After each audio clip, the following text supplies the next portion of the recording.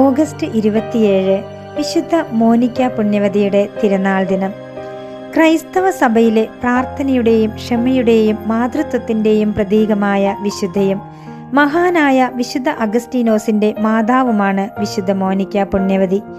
AD 331 വടക്കേ ആഫ്രിക്കയിലെ ഇന്നത്തെ അൾജീരിയയുടെ ഭാഗമായ തഗാസ്തെ എന്ന സ്ഥലത്ത് ഒരു ക്രിസ്തീയ കുടുംബത്തിലാണ് മോനിക്ക ജനിച്ചത്. ചെറുപ്പം മുതലേ പ്രാർത്ഥനയിലും ഉപവാസത്തിലും മോനിക്ക താല്പര്യം കാണിച്ചിരുന്നു. പ്രായപൂർത്തിയായപ്പോൾ മാതാപിതാക്കൾ അവളെ പട്രീഷ്യസ് എന്ന റോമൻ ഉദ്യോഗസ്ഥന് വിവാഹം കഴിച്ചു നൽകി.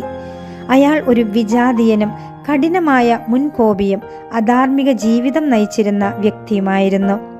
പട്രീഷ്യസിന്റെ മുൻകോപത്തിന് പുറമെ അദ്ദേഹത്തിന്റെ അമ്മയും മോനിക്കയെ നിരന്തരം ദ്രോഹിച്ചിരുന്നു.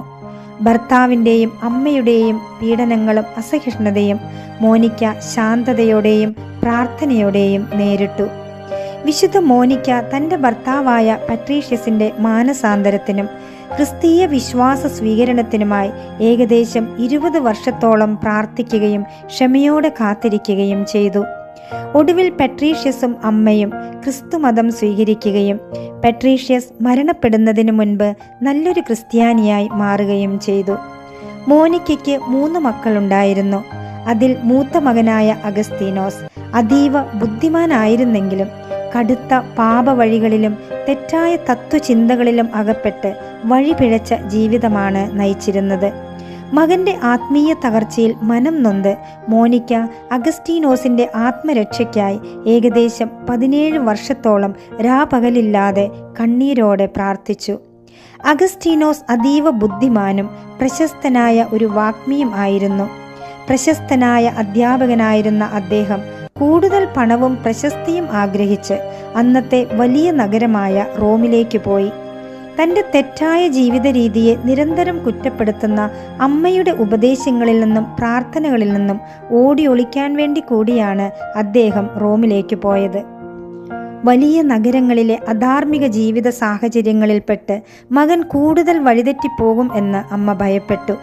മകൻ റോമിലേക്ക് പോകുന്നത് തടയാൻ മോനിക്ക കൂടെയുണ്ടായിരുന്നു. എന്നാൽ ഒരു രാത്രിയിൽ തുറമുഖത്തിനടുത്തുള്ള കപ്പേളയിൽ പ്രാർത്ഥിക്കാൻ അമ്മയെ ഇരുത്തിയ ശേഷം അഗസ്റ്റീനോസ് അമ്മയോട് കള്ളം പറഞ്ഞ് രഹസ്യമായി കപ്പൽ കയറി റോമിലേക്ക് രക്ഷപ്പെട്ടു. പിറ്റേന്ന് രാവിലെ ഇതറിഞ്ഞ മോനിക്ക തുറമുഖത്തിരുന്ന് പൊട്ടിക്കരഞ്ഞു. മകൻ തന്നെ വഞ്ചിച്ചിട്ടും മോനിക്ക തളർന്നില്ല. അപകടങ്ങൾ നിറഞ്ഞ കടൽ യാത്ര താണ്ടി അവൾ ഇറ്റലിയിലെ റോമിലെത്തി. എന്നാൽ അഗസ്തീനോസ് അവിടെ നിന്നും മിലാൻ നഗരത്തിലേക്ക് മാറിയിരുന്നു. മോനിക്ക വീണ്ടും യാത്ര ചെയ്ത് മിലാനിലെത്തി മകനെ കണ്ടെത്തി. ഒരിക്കൽ മോനിക്കയുടെ സങ്കടം കണ്ട വിശുദ്ധ അംബ്രോസ് എന്ന മെത്രാൻ അവളോട് പറഞ്ഞു, ഇത്രയധികം കണ്ണീരൊഴുക്കി പ്രാർത്ഥിക്കുന്ന ഒരു അമ്മയുടെ മകൻ ഒരിക്കലും നശിച്ചു പോകില്ല. ഒടുവിൽ മോനിക്കയുടെ പ്രാർത്ഥന ഫലം കണ്ടു. മിലാനിൽ വെച്ച് വിശുദ്ധ അംബ്രോസിന്റെ സ്വാധീനത്താലും അമ്മയുടെ പ്രാർത്ഥനയാലും അഗസ്റ്റിൻ തൻ്റെ പഴയ ജീവിതം ഉപേക്ഷിച്ച് ക്രിസ്തുമതം സ്വീകരിച്ചു. പിന്നീട് അദ്ദേഹം കത്തോലിക്ക സഭയിലെ ഏറ്റവും വലിയ വേദപാരംഗതന്മാരിൽ ഒരാളും വിശുദ്ധനുമായി മാറി.